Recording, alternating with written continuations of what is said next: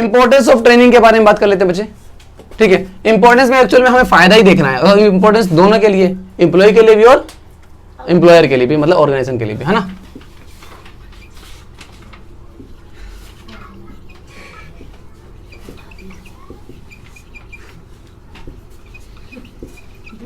हाँ जी, ऑर्गेनाइजेशन के लिए पहले देख लेते हैं। ऑर्गेनाइजेशन क्या, most economical and the best use of the material and equipment.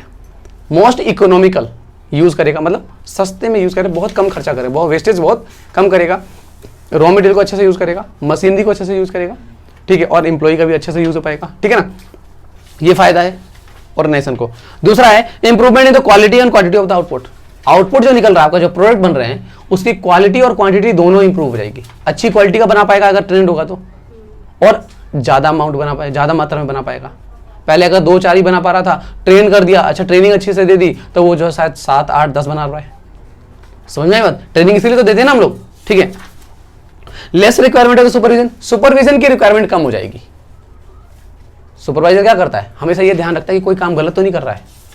तो अगर पहले से ही अगर वो ट्रेंड कर दिया गया है, मैंने ट्रेनिंग दे दी है उसको, तो अब वो गलतियां कम करेगा, तो सुपरवाइजर की जो है रोल जो है वो थोड़ा कम हो जाएगा। बहुत ज्यादा गौर से ध्यान से देखने की जरूरत नहीं है फिर सुपरविजन की, जो है अगर थोड़ी कमी भी रहेगी तो चल जाएगा, ठीक है। अगला है आपका reduce the labour turnover and absenteeism.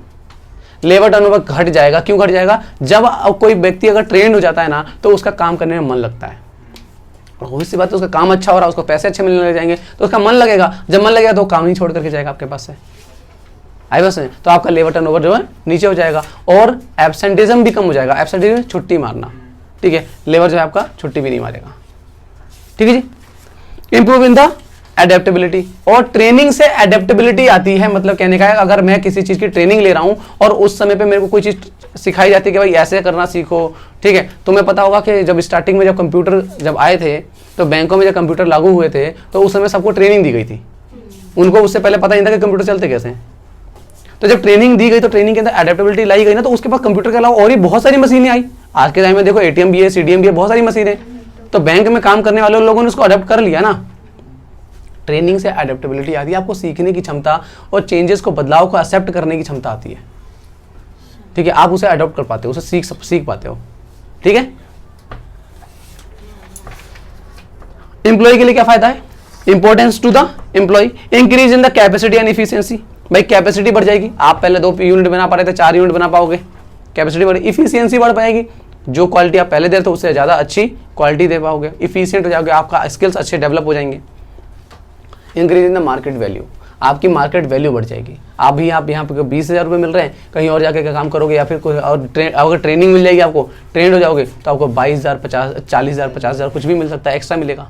समझ में आई बात? अगला है फीवर एक्सीडेंट, एक्सीडेंट कम हो जाएंगे। ऑब्वियसली बात है, अगर ट्रेंड हो गए हो तो आपको पता है मशीन कैसे चलानी है, ठीक है ना, तो उसमें एक्सीडेंट के केसेस जो है वो कम हो जाते हैं।